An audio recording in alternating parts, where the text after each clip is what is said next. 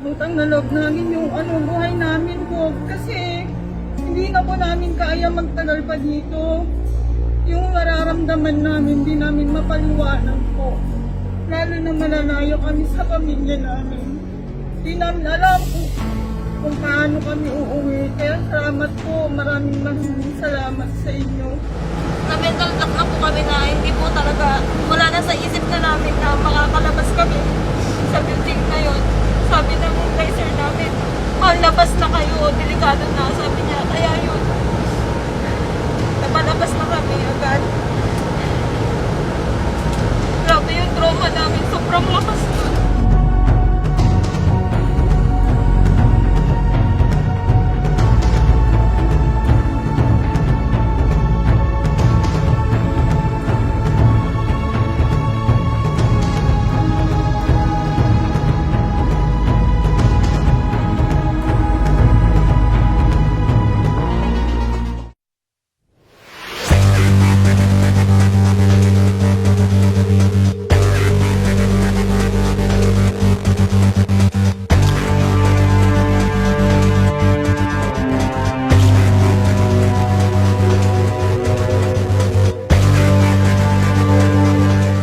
Naunang tumulong ng tugon ko na isasalba man lang kunting mga kagagamitan namin.